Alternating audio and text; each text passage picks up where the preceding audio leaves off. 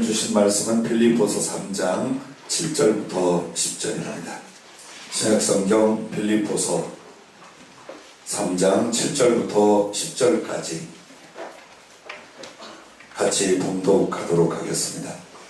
그러나 무엇이든지 내게 유익하는 것을 내가 그리스도를 위하여 다 해로 여길 뿐더러 또한 모든 것을 해로 여김은 내 주 그리스도를 예수를 아는 지식이 가장 고상하기 때문이라. 내가 그를 위하여 모든 것을 잃어버리고 배설물로 여김은 그리스도를 얻고 그 안에서 발견되려 함이니 내가 가진 의는 율법으로 난 것이 아니요 오직 그리스도를 믿음으로 말미암은 것이니 곧 믿음으로 하나님께로부터 난 의라. 내가 그리스도와 그 부활의 권능과 그 권한의 참여함을 알고자 하여 그의 죽으심을 본받아 어떻게 쓰든지 죽은 자 가운데서 부활에 이르려 하노니. 아멘. 부활에 이르기 위하여라는 제목입니다. 예전에 저희 형님을 전도해서 신앙생활을 하게 했었는데, 교회 나오기 전 형님이 부활절 즈음에 TV에서 예수 그리스도의 그 순환과 부활에 관한 영화를 함께 봤어요. 근데 형님이 갑자기 그래요. 아니, 예수님이 살아나셨냐? 그러니까 맨날 십자가에 달린 영화나 십자가만을 본 거예요. 그런데 뜬금없이 그래요. 야, 예수님이 살아나셨어? 아, 그랬지요? 여러분, 오늘 먼저 예수 그리스도의 부활이 어떤 부활인가에 대해서 말씀드리고, 그 다음에 예수 그리스도의 부활과 성도의 부활에 관하여 말씀을 드리고, 그리고 우리가 그 부활에 이르기 위하여 어떻게 살아야 되는가, 이렇게 말씀을 나누어 은혜를 받고자 합니다. 첫째, 예수 그리스도의 부활. 그 중에서 첫 번째는 사람 되사 십자가 고난과 죽으심이 사람의 죄와 죽음을 대신하신 것이라면, 주의 부활은 그리스도의 죽으심으로 속죄받은 사람들이 의롭게 되고 구원의 이름을 증명하는 것입니다. 더 쉽게 말하면 여러분을 위해 예수님이 죽고 여러분의 죄가 사함을 받아 하나님 앞에 의로운 자가 되었다는 확정을 위하여 예수께서 부활하신 것을 믿으시기 바랍니다. 할렐루야. 그것입니다. 그래서 로마서 4장 25절, 예수는 우리가 범죄한 것 때문에 내준이 되고 또한 우리를 의롭다 하시기 위하여 살아나셨느니라. 아멘. 성경을 함께 읽다 보면요, 성질 급한 사람과 아주 눅적지근한 사람이 다 구별이 돼요. 성질 급한 사람은 먼저 나가. 근데 눅적지근한 사람은 다 끝났는데 혼자 읽어. 자, 이 말씀은 우리라는 말을 나로 함축하십시오. 예수는 내가 범죄한 것 때문에 십자가에 처형당하고 산채로 지옥 형벌을 받도록 내어줌이 되고, 또한 나를 의롭다 하시기 위하여 부활하셨느니라, 이 말씀입니다. 즉, 이 말은 예수님은 누구? 나를 대신하고 나와 바꾸어 죽음과 생명을 우리에게 주신 주님이라, 그 말입니다. 그래서 만약 예수님이 부활을 안 했으면 성도도 부활이 없습니다. 또 하나님의 자녀들이 죽어도 다시 하는 부활이 없다면 예수님은 굳이 부활을 하실 필요가 없었습니다. 그래서 예수님은 그 고난과 죽으심이 나의 죄를 위해서라면 내 죄가 속해졌다, 이 말이에요. 내 죄가 사함을 받아 죄인이 아니라 하나님 앞에 의롭다고 인정을 받는다면 죽음을 이길 게 아닙니까? 지옥의 저주를 이길 게 아닙니까? 왜? 죽음과 지옥은 죄로 말미암아 왔어요. 죄악의 권세예요. 그런데 예수님이 그 피로 값줬어요. 그리고 우리를 사셔서 이제는 깨끗하다, 이제는 의롭다라고 한다면 그 증명이 뭐냐, 이 말입니다. 그것은 나와 동일하게 하나 되신 예수님이 내 죄를 위하여 죽으시고 부활도 당신을 위한 부활이 아니라 나를 위한 부활이었습니다. 할렐루야. 그래서 예수 그리스도의 부활은 여러분이 하나님 앞에 죄 사함을 받고 그의 자녀가 되어 예수님처럼 부활 영생할 것을 하나님이 보여주신 은총의 증거이고 두 번째는 그리스도의 부활은 그 안에 계신 아버지의 성령으로 이루어진 것이다 라는 것입니다. 자, 로마서 8장 11절도 오늘 좀 읽어주셔야 할 것 같습니다. 같이 읽어봅시다. 예수를 죽은 자 가운데서 살리신 이의 영이 너희 안에 거하시면 그리스도 예수를 죽은 자 가운데서 살리신 이가 너희 안에 거하시는 그의 영으로 말미암아 너희 죽을 몸도 살리시리라. 아멘. 나는 이 말씀을 처음 예수님을 만나 신앙생활을 한 22살 때 예수 믿어 구원을 받은 감격과 확신은 있는데 내가 어떻게 부활 영생에 이르느냐 이걸 잘 모르겠어요. 그렇다고 하니까 그렇게 믿어지는데 이걸 어떻게 할까? 그때 로마서를 읽다가 이 8장 11절에 눈이 꽉 꽂혔어요. 그리고 깨달아지면서 온몸을 부들부들 떨다가 주저앉아 대성통곡을 했던 적이 있어요. 예수를 죽은 자 가운데서 살리신 이의 영이, 이 말은 아버지 하나님의 성령이 이 말이에요. 너희 안에 거하시면 예수 믿음은 성령을 받아야 믿어져요. 혹시 교회 나온 지 얼마 안 돼도 삶을 하나님께 맡기며 그 예수님을 좋아하고 믿고 의지한다면 성령이 그 안에 들어가심을 믿으시기 바랍니다. 아멘. 아무도 예수님을 나의 하나님, 나의 구주라고 믿고 고백할 수가 없어요. 왜? 모르기 때문에. 그러나 하나님의 성령이 그에게 진리를 깨닫고 그의 마음과 삶을 바꿔놓으면 마음으로 하나님이 보입니다. 그리고 그를 의지하다 못해 사랑하게 됩니다. 이런 거룩한 영적 거듭남과 거룩한 영적 변화가 하나님의 성령이 임한 증거임을 믿으시기 바라고, 이 성령은 예수님의 나타남과 직접적인 사랑의 교제 및 모든 하나님의 은혜와 능력을 공급해 줄 것입니다. 그래서 성령 받은 것도 확신을 하고 있는데 여기 이 말씀이 이렇게 말하는 거예요. 그리스도 예수를 죽은 자 가운데서 살리시니가 너희 안에 거하시는 그의 영으로 말미암아 너희 죽을 몸도 살리시리라. 할렐루야. 예수님이 우리와 똑같은 살과 피와 사람의 성정을 가지고 이 세상에 태어나셨습니다. 33년의 생애를 살고 그리고 십자가에서 모든 고통과 산채로 지옥의 형벌을 대신 받아주시고 그리고 죽으신 지 사흘 만에 부활을 하셨습니다. 그럼 나와 똑같은 이 살과 피 육체를 가졌는데 분명히 죽었단 말이에요. 온몸이 갈갈이 찢기고 짓밟히고 그리고 십자가에서 운명하시고 또 죽었는지 살았는지를 확인하려고 로마 군병들이 옆구리 즉 심장 부위를 찔러서 물과 피가 쏟아져 완전히 죽은 것이 증명되었어요. 그리고 2-3일 지나면 썩어서 살이 뭉개어져 갑니다. 우리나라 안에서도 제가 처음 전도사 때 담임 사역을 하는데 간암으로 돌아가신 50대 성도님이 계셨어요. 이 양지 캠퍼스에서 공부를 하는데 교내 방송으로 찾아. 그래서 가보니까 돌아가셨다는 거예요. 그래 내려가 봤더니요 6월달인데 시신을 요에 올려놓고 손이불로 덮어놨어요. 그리고 무엇이 아쉬워서 군부를 뗐어요. 그리고는 모든 부분에서 그 죽은 시커먼 피가 흘러나오며 냄새가 진동을 하고 자식들도 안에도 들어오질 못해요. 그때는 장례식장에 가서 장례를 치르던 때가 아니에요. 그리고 더욱이 집에서 돌아가셨으므로 집에서 장례를 치러야 돼요. 아무도 영을 하지 않아 제가 들어갔어요. 해본 적 없었어요. 상의를 벗고 넥타이를 풀고 와이셔츠를 걷고 들어갔는데 우리 남자 집사님 내 허리띠를 딱 잡고 왜 들어가요? 염해하죠. 하지 마요. 아니 아무도 안 하잖아요. 아니 가족이나 당연히 들어가요. 안 들어가잖아요.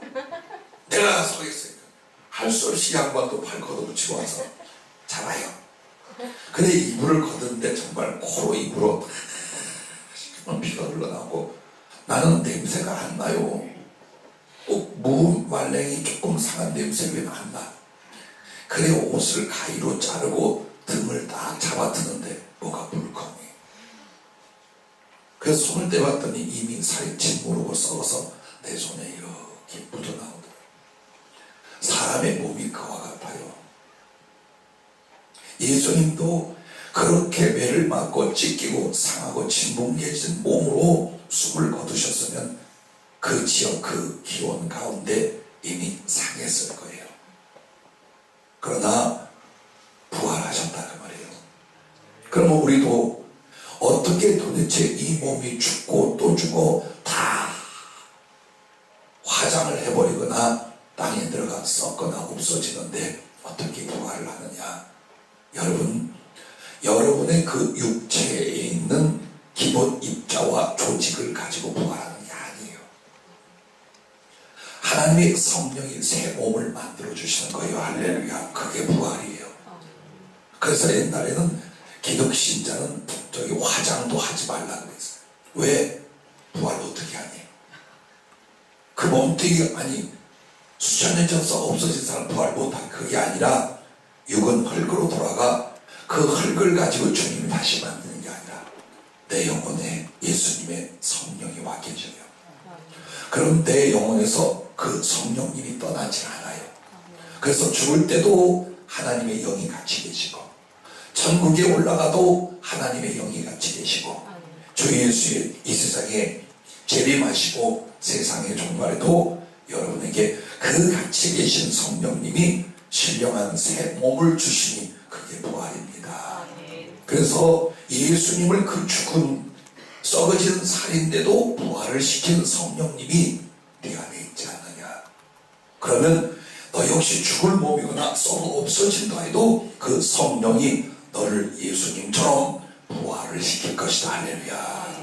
그래서 예수 그리스도는 하나님의 성령으로 부활을 하사 오늘 우리들에게 성령을 믿음으로 받은 사람은 죽어도 다시 살고 살아서 부활 영생하는 것을 확신시켜 주신 줄로 믿습니다. 세 번째는 그리스도의 부활은 신령한 몸의 부활로서 보이지 않는 하나님의 나타내신 형상이며 하나님의 모든 영광이시며 성도 즉 나를 위한 하나님의 완전한 사랑이시다라고 성령께서 불러주셨어요. 자, 이 말은 예수님의 부활은 지금 이 몸으로 다시 부활한 게 아니라 이 말이에요. 여러분 한번 대답해봐요. 나이 먹고 상해가고 처져가는 여러분의 몸 마음에 안 드시죠? 네. 자나 아직은 마음에 들지. 7년만 지나봐라. 육체는 죄로 말미암아 오염되어 아무리 잘 보존해도 썩어갑니다. 우리는 그것을 좋게 뭐라고 하느냐? 늙는다고 말합니다. 그러나 성경은 이것을 죽음을 향하여 퇴화하는 과정이에요. 근데 이 죽음의 과정에 하나님의 생명을 얻지 못하면 그냥 죽어 자기 죄에 대한 심판과 지옥의 분리됨이 일어나요. 하지만 내가 어떤 인생을 살았던 내게 하나님의 사랑이 임하시고 그 진리를 깨닫게 하사 예수님을 믿어 영접하면 하나님의 성령이 우리에게 도우신다 그 말이에요.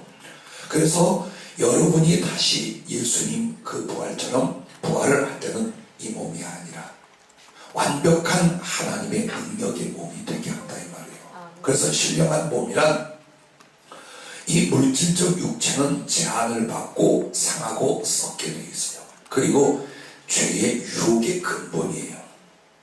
근데 신령한 몸은 뭐냐? 있어 만져지고 존재하고 세상 물질 음식을 먹기도 하고 서로 부둥켜 안고 교제도 하고 예수 믿으셔요. 근데 시공간이 상관이 없어요.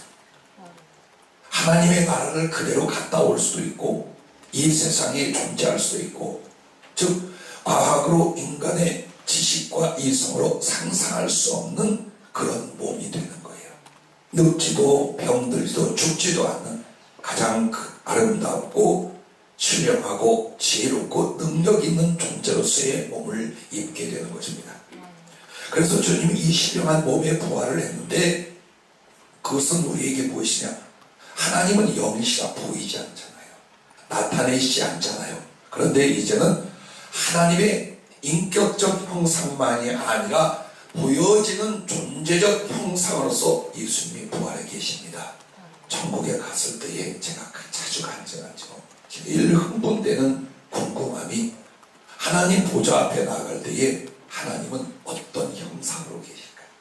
성부 하나님은 어떻게, 성자 예수님은 어떻게, 성령 하나님은 어떻게, 이 마음속에 흥분이 일어나는데 그 주님의 보좌가 아주 크고 힘미칠 계단이었어요. 말할 수 없이 천국에서 영화롭고 높은 곳인데 거기에는 빛만 비치고 아무도 없어요. 그런데 흰옷 입은 예수님이 그 보좌 위에서 막 내려오시더니 저희 큰 놈하고 저의 영혼을 영접해 가시더라고요. 즉 아버지와 성령은 예수님 안에 계셔요. 그래서 그 아버지 하나님이 당신을 나타내시는 방법이 뭐냐? 예수님을 통해서요. 그러므로 예수님의 부활한 몸은 이제 다시 취소되지 않아요. 즉 하늘에 계시든 우리들 곁에 오시든 주님은 어때요? 부활의 몸을 보이시고 만지시고 교통할 수 있게 하셔요. 그래서 우리가 하나님은 불꽃이야, 하나님은 영이라 보이질 않아, 이렇게 말했지만 이후에는 어때요? 하나님은 부활하신 예수님의 형상으로 만나게 될 줄로 믿습니다. 그리고 하나님의 영광이시라는 거예요. 정말 하나님의 모든 찬양과 예배와 그리고 그 아름다움이 부활하신 주님을 통해 이제 나타나게 되는 거예요. 그래서 모든 하나님의 영광이 바로 신령한 몸으로 부활하신 주님이시며 특별히 여러분을 위한 완전한 하나님의 사랑이시다. 한번 생각해봐요. 하늘나라에 갔어요. 우리 송춘자 전사님이 혼자 되시고 사랑하는 남편 먼저 하늘나라에 가셨는데 외로움이 크실 줄 알아요. 자, 하지만 예수님을 신랑 삼아서 그 마음으로 사랑을 하고 하늘나라에 갔어요. 그랬더니 예수님이 활활 타는 불이야. 어떡할까? 이걸 어떻게 할까? 확 타오르는 불이야. 근데 그 속에서 존자야, 이게 감이 옵니까? 느낌이 옵니까? 아니에요. 그런데 또 이영재 목사님이 하늘나라에 갔더니 보이질 않아. 이번에는 주님이. 근데 수상한 바람이 샥 불더니 영재야 머릿결 날린다 이러시고 이 감각이 없어요. 왜? 우리는 사람이에요. 사람은 사람의 형상과 인격이 아니면 사랑을 할 수가 없어요. 개를 아무리 이뻐해도 키우다가 잠수기도 합니다. 아니면 저기 관광지 가서 내다 버리기도 와. 사람은 정말 사랑을 사람과 함께하는 거예요. 그러므로 영으로서 계신 하나님이 그 신령한 육체를 입은 이유가 뭡니까?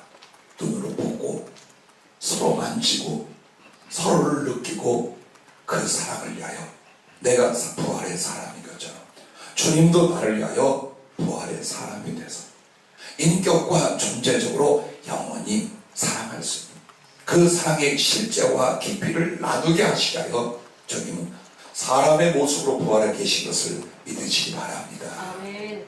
그래서 예수님이 가끔 환상 중에 나타날 때도 그 모습으로 오셔요. 그래서 주님의 눈과 코, 주님의 손, 주님의 어깨, 이 말을 하지 생각해보면 불이 확 붙고 있어. 빛만 빛나고 있어. 이게 느껴지겠어요. 그래서 예수님의 부활은 바로 마지막에는 우리 성도들을 향한 완전한 사랑, 그 사랑을 나눌 수 있게 하여 부활하신 몸을 가지셨다, 그 말입니다. 네 번째는 그리스도의 부활은 죽었다가 다시 사신 것이 아니라 영원히 살아계십니다. 여러분, 이 말이 뭐냐면 여러분과 내 생각에는 예수님이 죽었다가 살아나신 부활이 처음 그 형상과 영광이 있는 줄 알잖아요. 그렇지 않아요. 예수님이 사람들에게 자기를 나타낼 때, 즉 이 세상에 진짜 사람이 되어 완전히 십자가의 구속을 위해 오시기 전에도 예수님은 사람들에게 자기를 나타냈어요. 어떻게? 만져볼 수 있고 같이 식사하고 같이 대화하고 얼마든지 할 수 있게. 그러면 그때 그 몸이 무엇이었겠어요? 신령한 몸이었어요. 그래서 인류 최초의 여러분의 조상인 아담이 만들어졌을 때에 에덴 동산을 지구 위에 건설하시고 거기에서 어떤 말이 나오냐? 동산에 바람이 서늘하게 불 때에 여호와 하나님께서 거니시더라. 즉 아담에게 데이트 신청을 해서 그 에덴 동산을 함께 어깨 동무하고 걷더라 이 말이에요. 그냥 하늘의 음성이 있는 게 아니라 하나님이 친히 사람의 모습으로 인간 최초의 사람에게도 나타나셨었어요. 믿음의 조상이라는 아브라함에게도 천사 둘까지 덩달아 사람의 몸을 입고 하나님 곁에 있었어요. 그래서 아브라함에게 왔는데 처음에는 사람인 줄 알고 친히 접대를 하고 불러오셨어요. 알고 보니 그렇게 섬기는 보이지 않는 하나님이 신령한 몸을 입고 천사들도 신령한 몸을 입고 사람의 모습으로 아브라함 집에 와서 함께 식사하고 함께 대화 나눈 줄로 믿으시기를 바랍니다. 아멘. 자, 그뿐만이 아니에요. 다니엘이라 하는 사람에게도 그 부활의 주님 형상을 나타내어 그를 만지시며 장례사를 말씀해 주셨어요. 그리고 또한 실제로 이제 육체를 입고 오셔서 위하여 죽으시고 부활했을 때 또 다른 몸이냐? 아니에요. 예수님이 몸을 입고 사람들에게 보여줄 때는 이미 부활했을 때의 그 몸이셨어요. 그래서 마치 주님이 부활한 거 우와 기적이다. 우리가 볼 때 기적이에요. 예수님에게는 어떤 것입니까? 당연한 자신이에요. 그래서 우리 주님은 어떤 분이냐? 부활하심으로 예수님이 주님이 되고 하나님이 된 게 아니에요. 영원 전부터 창조주 하나님, 구세주 하나님이시고 신령한 부활의 몸으로 사람에게 나타나 보이셨어요. 그러나 우리를 위하여 죽으시고 부활하신 것은 당신이 부활의 몸이 된 게 아니라 너희도 이렇게 된다라는 걸 보여주기 위하여 다시 부활하신 것을 여러분 믿으시기 바랍니다. 그래서 우리 주님께서는요, 제자들에게 당신을 보여줄 때, 바울에게 나타날 때, 그리고 이후에 사도 요한에게 하늘에서 부활하신 주님의 모습을 보여줘요. 그때는 이런 얼굴이 아니야. 눈은 불꽃 같고 얼굴은 태양과 같이 힘이 있고 머리와 털은 시계 빛나며 그 손과 발은 불무에 단련한 불붙은 주석과 같고 이렇게 아주 엄중하고 무서운 주님. 왜 재림 때에 그러실까? 저기 이 말은 또 이런 말이 돼요. 부활의 몸은요 마음대로 바꿀 수가 있어요. 부활의 몸은 이렇게 딱 사이즈는 팔정교조 빼려고 그러지 딱 이 사이즈로 있는 게 아니에요. 얼마든지 자기가 원하는 아름답고 유익하고 원하는 방향의 몸을 만들어 가질 수가 있어요. 그래서 예수님도 성경에 보면 이런 모습의 얼굴과 저런 모습의 얼굴을 보여주신 이유가 그와 같습니다. 저희 모친이 아직 부활에 이르시진 않았지만 하늘에 가 계셔서 처음 성령님이 제 눈을 열어 어머니를 보게 했을 때에 어머니인지 몰랐어요. 심한 몸매에 캬만 얼굴에 머리를 뒤로 다 빗어 넘긴, 그리고 얼굴에서 광채가 나는데 정말 아름다움이에요. 이목구비가 정확해 보이진 않는데 너무 아름다우니가 내 앞에 연한 보라색의 한복 비슷한 긴 드레스를 입고 살며시 무덤에 가서 어머니 무덤에 한번 가족들로 찾아왔는데 싹 내려오시더라고요. 너무 아름답고 눈부신데 영이 나를 알게 하는 거예요. 아, 어머니로구나. 지금 생각하니까 이 노인네가 산생전 그 생각하셨나 보다. 젊고 늘씬한 그 아름다운, 정말 아름답게 하고 나타나는데 부활의 때 그와 같아요. 그래서 예수님도 시작과 끝이요 처음과 나중이시지 사람 되어 죽었다가 부활함으로 그 신령한 몸을 획득한 게 아니다. 그걸 우리가 아셔야 합니다. 자, 이제 큰 두 번째로 이번 이 부분을 생각해 봅시다. 예수 그리스도의 부활과 성도의 부활. 여러분과 내가 죽은 뒤에 하늘에 기거하다가 예수님 재림 때에는 영원으로 오는 게 아니라 몸과 영혼이 있는, 그러나 그 몸은 예수님의 몸처럼 신령한 몸을 가지고 오게 되어 있어요. 그래서 예수님의 부활과 성도의 부활은 어떠냐? 첫째, 그리스도의 부활은 나를 위한 부활이시다. 즉 성도 부활 구원의 언약과 소망과 증거로서 부활을 하신 거예요. 자, 너도 나를 믿어 죄의 사함을 받았으므로 너는 죽음을 이겼어. 그리고 네가 나중에 죽는다 할지라도 나처럼 부활을 해. 그래서 십자가의 나도 너, 부활의 나도 바로 너야. 그 소망과 언약과 확정으로서 주님이 살아나신 것을 여러분 믿으시길 바랍니다. 고린도전서 15장 16절 17절 함께 읽어볼까요? 만일 죽은 자가 다시 살아난 일이 없으면 그리스도도 다시 살아나신 일이 없었을 터이요, 그리스도께서 다시 살아나신 일이 없으면 너희의 믿음도 헛되고 너희가 여전히 죄 가운데 있을 것이요. 아멘. 정말 그리스도의 부활이라는 건 나를 위한 부활이요, 나를 위한 소망이요, 나를 위한 약속이고 그 말씀의 확증을 위하여 부활하신 것이다. 그러므로 두려워하지 마십시오. 예수 믿고 제일 먼저 큰 선물이 뭐냐? 평안입니다. 예수님을 믿고 예전에 살던 삶에서 경험하지 못한 평안을 누려보신 적이 있으면 아멘. 아멘. 할렐루야. 그렇습니다. 그런데 그 평안 중에 가장 중요한 요소가 뭐냐? 미래와 죽음을 넘어선 평안이에요. 오늘 잠깐 이제 좀 기분이 괜찮아. 이게 아니라 인간의 근본 염려와 두려움은요, 내일을 몰라요. 근데 그 내일에 뭐가 오느냐? 죽음이 온다 그 말이에요. 이것이 인간의 두려움과 절망 혹은 염려를 만들어내는 거예요. 그러면 예수님을 만나서 내가 죽어도 다시 사는 바로 그 은혜를 알고 확신을 하고 있어요. 그렇다면 죽음이 두려울까요? 안 두려워지는. 죽을 때에 걱정은 되겠죠. 아플까? 답답할까? 어떻게 될까? 그 정도는 있지만 못 죽어, 안 죽어 이러진 않아요. 괜찮아.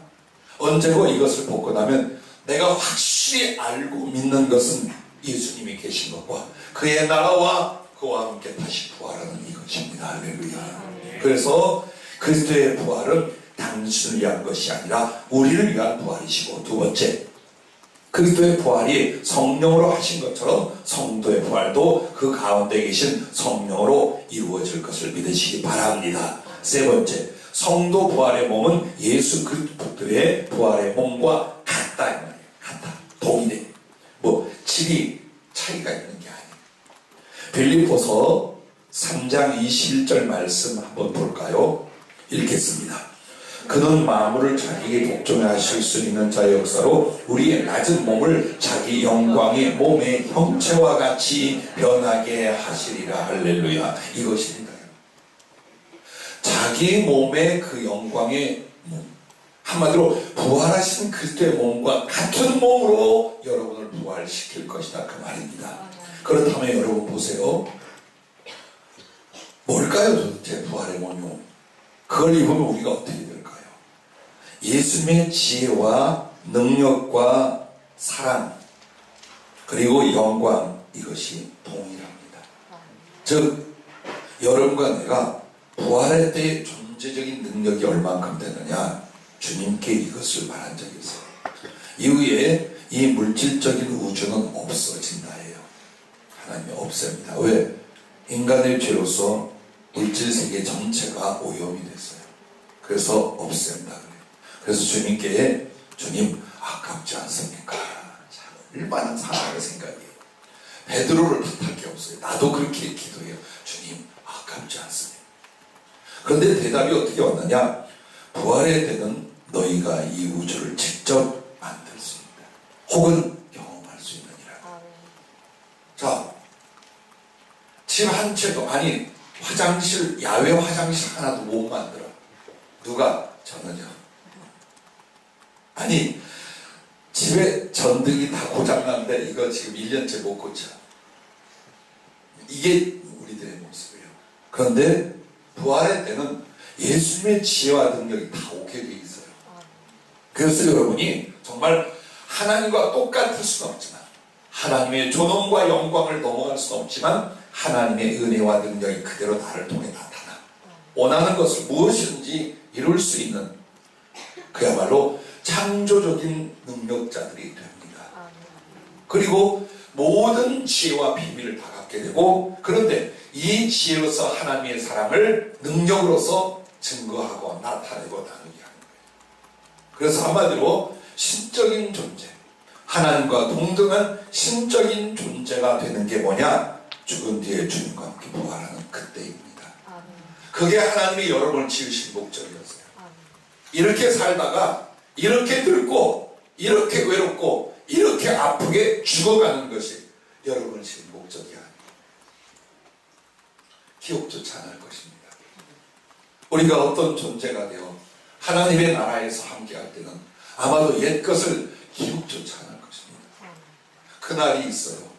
그 영광의 영생이 있어요. 힘을 내십시오. 정말 여러분의 모든 것을 다하여 이 예수 믿음을 붙들어 부활에 이를 수 있기를 바랍니다. 네 번째는 그리스도의 부활은 우리를 위해 사람이 되심이며, 성도의 부활은 주님과 사랑을 위하여 하나님 같이 되는 것이다. 자, 예수님이 나와 사랑을 위하여 사람의 모습을 취한 건 아셨지요. 그런데 여러분이 왜 예수님과 같은 몸으로 그런 신적 존재로 부활이 되느냐? 왜요? 예수님을 위해서요. 그렇게 해서 여러분과 나는요, 나는 아주 미약하고 보잘것없는 피조물이요, 주님은 아주 위대하고 초월적인 하나님이라 사람 못해요. 그래서 주님이 부활 영광의 모습을 입었으나 우리를 그 부활 영광의 모습으로 쭉 이끌려 동등한 인격과 존재적인 동등함으로 깊은 사랑을 이루는 거예요. 그래서 예수님의 부활은 나를 위하여, 나의 부활은 예수님을 영원히 사랑하기 위하여, 할렐루야, 그렇게 만들어지는 것입니다. 자, 이제 여러분에게 마지막으로 세 번째는 성령께서 이걸 말씀하라 했어요. 부활에 이르기 위하여. 오늘 본문 말씀에는 예수님의 부활이 어떻더라가 아니에요. 사도 바울이 감옥에 갇혀 100세가 넘은 몸으로 복음을 전하다가 감옥에 갇혀서 수년간 고문을 당하고, 로마의 네로 황제 아시죠? 그 전후 때의 일들이에요. 그래서 기독교의 핍박이 말할 수 없이 일어났어요. 처음에는 허용적이다가 점점 기독교의 세력이 이 로마에 커지기 시작하고, 그리고 어느 날 네로 황제는 로마를 바라보면서 이거 아주 자기 계획대로 아름다운 도시로 다시 건설하고 싶었어요. 다 때려부시고. 그런데 어떤 지혜를 갖고 실행을 했느냐? 불을 확 질러버리는 거예요. 큰 불로 잿더미를 만들어 놓고, 그리고 어떻게 하냐? 기독교인들이 했다. 실제로 그렇게 했어요. 로마에 대화재가 일어나고 기독교인들에게 그것을 씌웠어요. 그렇게 해서 기독교인들과 교회가 말할 수 없는 핍박을 당할 때에 이 사도 바울과 베드로도 거기서 함께 고난받고 그리고 죽음을 당합니다. 이렇게 늙은 노 사도가 감옥에 갇혀 정말 뼈가 부서지고 살이 찢기는 고통을 당하면서 자기가 세우고 돌보던 교회에 편지를 보내서 격려하고 믿음을 주관해주고 있었어요. 그래서 이 빌립보는 그리스 마케도니아 지역에 있는 교회. 거기에 보내면서 무엇을 말하냐? 내가 이런 사람이었어. 한마디로 바울이 나 아주 잘 나가던 사람이었다.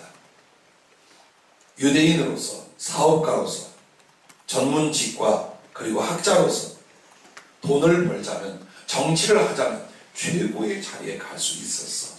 근데 나 이거 예수님을 알게 하여, 예수님을 얻고 그분 안에서 발견되게 하여 해로운 것을, 유익한 것을 해로운 것으로 여기고, 그리고 내 모든 것을 배설물로 여긴다. 즉 똥으로 여긴다. 어떻게 해서든지 그분의 고난을 알아 그 부활의 권능과 그 부활의 참여함을 위하여 난 이렇게 산다. 오늘 읽은 본문이 그거예요. 근데 여러분과 난 어때요? 죽으면 주님 나라 갔다가 주님 보실 때는 부활해. 아주 자동이야. 다 부활할 걸로 알고 다 천국 갈 걸로 아는 거예요. 나도 그렇게 축복하고, 나도 그러니까 여유 있게 살고, 이 땅에서 해보시고 다 해보시고, 그리고 일찍 믿으면 그 많은 시간 교회에 다녀야지요. 하나님 말씀에 잡혀서 마음대로 못하고 그냥 세상 마음대로 살아요. 누릴 거 누리고 죄지고 다 하죠. 그리고 마지막에 가서 주여 나를 용서하옵소서 이렇게 해라 하고 싶지만 안 돼. 왠 줄 아십니까? 작은 것도 습관이 돼요. 내 한 영혼이 진리를 알고 하늘나라를 알고 예수님을 알았어요. 그럼에도 그걸 저버리고 육신적이고 세상적으로 살면 이 영혼의 기질과 습관은 죽는 그날에도 안 바뀌게 돼 있어요. 안 바뀌게 돼 있어요. 그래서 여러분과 내가 신앙생활을 하여 하늘나라 갈 때까지 하나님 말씀과 기도 속에서 그 주님의 뜻을 따라가고 주님을 사랑하고 주님의 사랑을 세상에 실천하는 그 영혼의 습관 그리고 영혼의 성향을 만들고 계신 것을 믿으시기 바랍니다. 그런데 주님이 내가 내 성도들에게 겁을 주고 싶겠습니까? 근데 그게 아니에요. 주님께서 부활에 이르게 아니 이렇게 해야 된대요. 그 말은 구원받고 영생을 얻으려면 너희는 이렇게 해야 된다. 그 첫째 그리스도를 얻으려 하라 라고 말씀했어요. 그리스도를 얻으려 하라. 그러므로 오늘 빌립보서 3장 7절 8절 말씀처럼 그러나 무엇이 내게 유익하던 것을 내가 그리스도를 위하여 다 해로 여길 뿐더러 또한 모든 것을 해로 여기면 내 주 그리스도 예수를 아는 지식이 가장 고상하기 때문이라. 내가 그를 위하여 모든 것을 잃어버리고 배설물로 여기면 그리스도를 얻고 그 안에서 발견되려 합니다. 오늘 이 신앙이 필요합니다. 마음대로 살고 내 고집대로 살고 그리고 천국을 가고 예수님의 부활에 임하자. 그건 안 됩니다. 성경의 신앙인들과 2000년 기독교 역사에 예수님을 믿는 믿음이나 그를 위하여 복음을 위하여 살게 하여 얼마나 많은 이들이 궁핍해지고 짓밟히고 핍박을 받고 고통을 당하고 죽임을 당한 줄 아십니까? 오늘 우리는 우리에게 자유가 있고 우리에게 모든 선택권이 있는 줄 알고 때로는 반자하고 때로는 나태하고 때로는 이것이 예수 믿고 천국 갈 놈들이냐 할 만큼 살아요. 그래서 오늘 부활의 주님이 허리띠를 졸라매게 하시려고 이 말씀합니다. 신앙생활 그렇게 하는 거 아니다. 정말 죽음을 이기고 부활에 이르고 하늘의 모든 것을 너희가 수여받기 위해서는 그렇게 사는 게 아니다. 그래서 이 구원이 무엇이냐 천국 부활이 뭐겠습니까? 그리스도를 얻는 거예요. 근데 그리스도를 얻기 위하여 어떤 결단이 왔냐? 세상적이고 육신적인 내게 유익하던 것을 그리스도를 위해 해로 여기고 배설물로 여길 수 있어야 된다. 근데 내 몸뚱이와 몸뚱이의 욕망과 자존심 그리고 내가 해야 되는 사업이며 일이며 사랑이며 이런 것들이 예수님보다 더 중요해. 죄송해요. 그게 언제 꼭 나타나? 주일이면 나타나. 다른 날은 교회를 안 오니까 내가 예수님을 더 사랑한다고 말해도 나도 모르고 남도 모르고 예수님은 갸우뚱해요. 근데 주일날 교회 오면 나. 왜? 첫째 안 와. 둘째 예배가 엉망이야. 감동도 없고 사랑도 없고 다짐도 없어 예배가. 왜? 그리스도를 위하여 그의 보물 같은 그의 거룩하고 위대하고 아름다운 은혜와 존재를 사모하여 얻으려고 내가 남은 시간을 산 적이 없어요. 예수님을 인하여 더 이익을 챙기긴 할지언정 그리스도를 위하여 나를 버리고 내가 사랑하고 기뻐하는 것들을 똥처럼 여겨본 적이 없어. 한 번도 없어. 그러니 주님이 내게 있어 뭐가 돼요? 때로는 배설물하고 해롭게 여겨지. 왜 예수님이 상스러워지지 않느냐? 왜 예수님이 성령 안에 친밀한 연합이 되지 않느냐? 우리는 너무나 사랑하고 욕심내는 게 많다. 그러시죠. 그래서 주님이 이 바울에게 고백을 하게 한 것처럼 오늘 우리도 그래요. 주님보다 더 귀한 것은 없습니다. 나는 내가 이것도 원하고 저것도 좋아 보이나 우리 주님을 얻고 그 안에서 발견되게 하여 이걸 똥오줌처럼 생각하게 합니다. 여러분 베드로의 고기잡이를 보세요. 주님께 부름을 받고 있는 동안 기꺼이 그 배와 고기잡이와 가족을 내려놓습니다. 그게 뭔 줄 압니까? 평생을 어업으로 살았어요. 가정을 부양하고 처갓집까지 부양했어요. 베드로라는. 그런데 주의 부르심 앞에 그걸 다 내려놓고 빈몸으로 예수를 따라요. 왜? 그 배와 그 사업과 그 가족들을 독한 마음으로 내려놓은 거예요. 그만큼 예수님을 소중히 여기고 그분을 소유하고 싶어 하는 거예요. 오늘 여러분이 그와 같기를 바랍니다. 부활절에 그와 같기를 바랍니다. 두 번째는 그리스도의 고난에 참여하여 하라는 겁니다. 10절부터 11절에 보면 내가 그리스도와 그 부활의 권능과 그 고난에 참여함을 알고자 하여 그의 죽으심을 본받아 어떻게 해서든지 죽은 자 가운데서 부활에 이르려 하노니. 40년 동안 주님 섬겨오고 말씀으로 성령으로 은혜를 받았는데 이번 고난 주간에 특별한 은혜를 베푸시고 주님의 남은 고난이 무엇인가를 철저히 가르치시며 이해시켜 주셨어요. 그래서 이번 고난 주간에 바쁘셔서 못 오셨겠죠. 엄청 손해보신 거예요. 왜? 고난 주간이 별 볼 일 없으면 부활주일은 더 별 볼 일이 없어. 이 말은 내가 한 게 아니라 주님이 하시더라고요. 너희가 나를 위해 고난을 받지 않았는데 부활은 있겠느냐. 그래서 주님이 여러분이 예수 믿고 안전하다, 편안하다, 행복하다, 즐겁다 이쪽으로 가면은 주님 앞에 상처가 하나도 없어요. 사도 바울은 나를 괴롭게 하지 마라. 나더러 2단이니 3단이니 잘못하지 마라. 나는 내 몸에 그리스도의 흔적을 가지고 얼마나 매를 많이 맞았으면, 얼마나 고통과 고움을 많이 당했으면, 돌린 쳐서 죽었다가 다시 살아나기까지 했어요. 그러므로 온몸이 흉터요.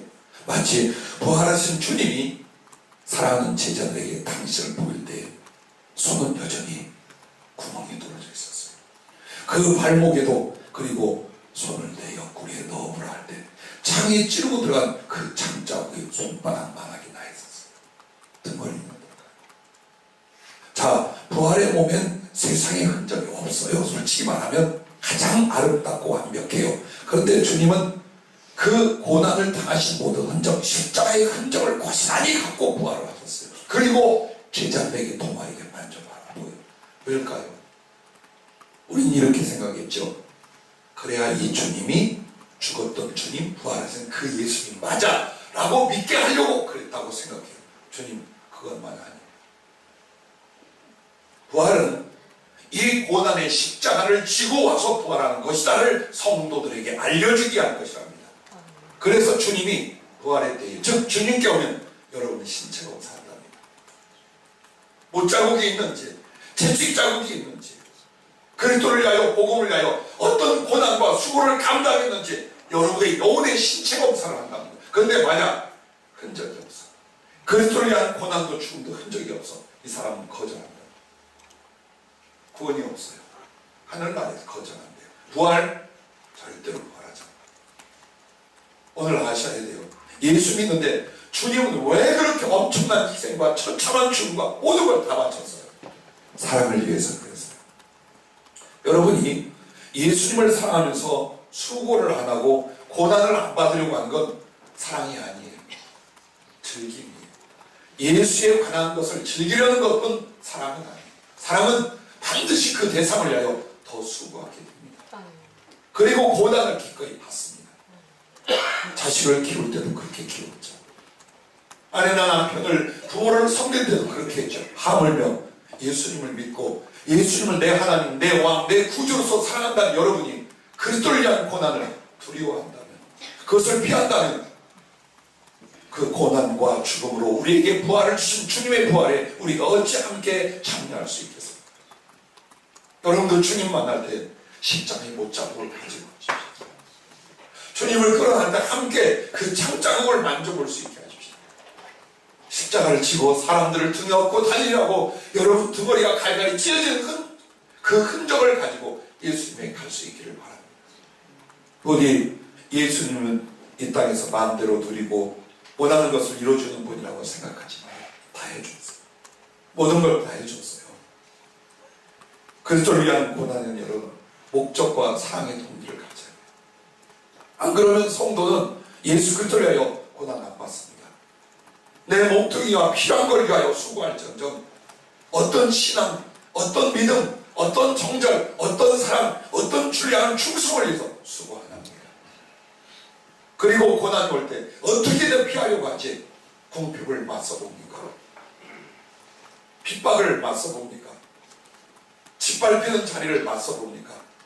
죽음의 위협 앞에 맞서서 그리스도를 인정하고 그리스도를 높이게 하여 기꺼이 받아들이겠습니다. 그거 안 됩니다. 그래서 오늘 왜 예수님이 십자가의 흔적을 그냥 가지고 성도들에게 제자들에게 나타나냐? 너희도 나를 위해 본다면, 나를 사랑한다면 교회와 성도들과 복음 전파하면서 그 고난의 흔적을 가지고 되겠다. 여러분 바로 그 교훈이었다라고 말씀하십니다.